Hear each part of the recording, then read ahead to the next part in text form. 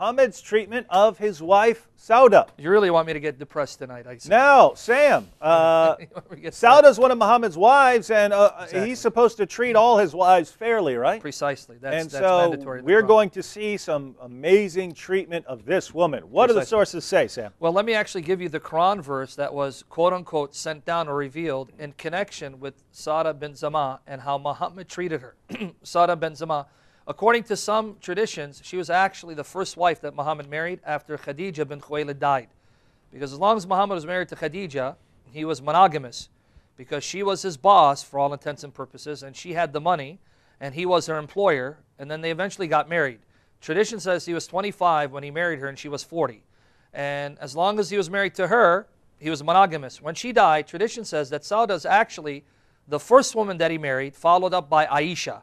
These were the two women, the first two women that Muhammad married after Khadija died, and eventually Muhammad had about 11 wives before he died. Now, according to chapter 4, verse 128, women are given the following advice if they fear, right, that their husbands will desert them.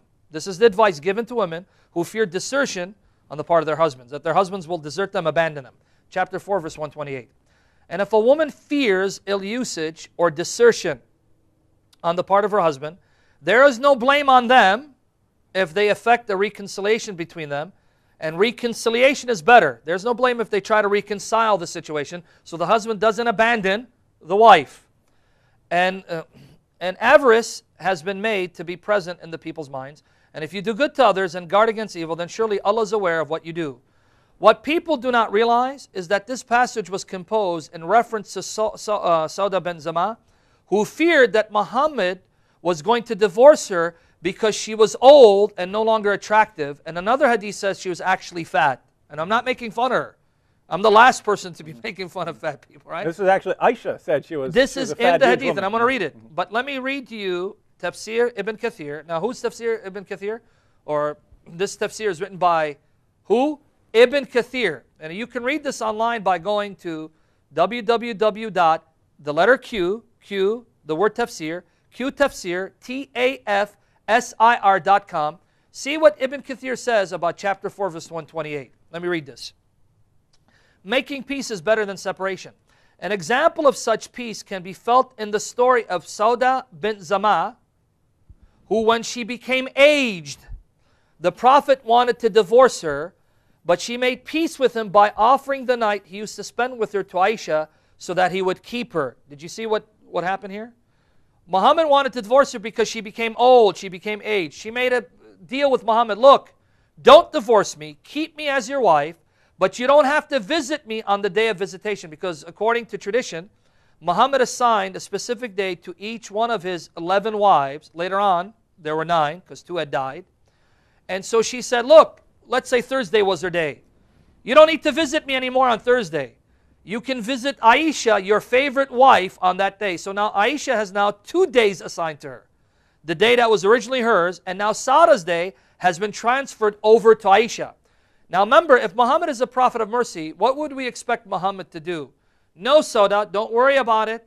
I'm going to continue to visit you. I'm not going to divorce you. After all, I love you. You are my wife. He goes, okay, I accept your deal. I'll keep you as my wife, but I won't visit you anymore. I'm going to visit Aisha instead. Let me read the rest of it. Abu Dawood al-Taylisi recorded that Ibn Abbas said, Sauda feared that the Messenger of Allah might divorce her, and she said, O Messenger of Allah, do not divorce me. Give my day to Aisha. And he did. The 2 Sahihs, Bukhari and Muslim, recorded from Aisha, who said, this is now Aisha saying this, that when Sauda bint Zam'ah became old, she forfeited her day to Aisha, and the Prophet used to spend Sauda's night with Aisha. Making peace is better.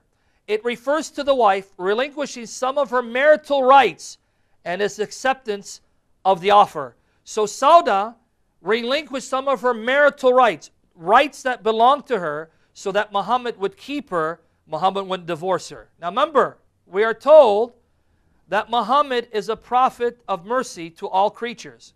Was this merciful? Did Muhammad actually show mercy to this aged wife, a woman who was old, whom he wanted to divorce because she was no longer attractive? And the hadith says, Sahih Bukhari, volume 6, Sahih Bukhari, Volume 6, Book 60, number 318, narrated Aisha, Sauda went out to answer the call of nature.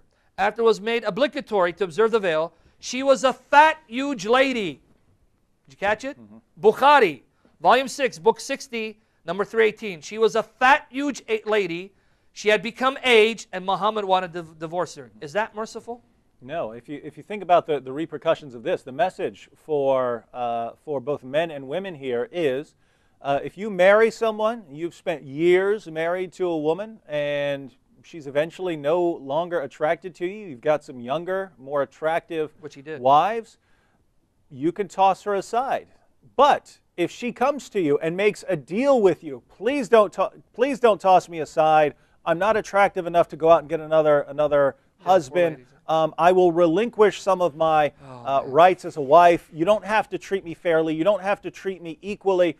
Just keep giving me some food, and you can give whatever I would have gotten as far as treatment. You can give that to wives that you like better. And the Quran says, take the deal. What a great arrangement, right?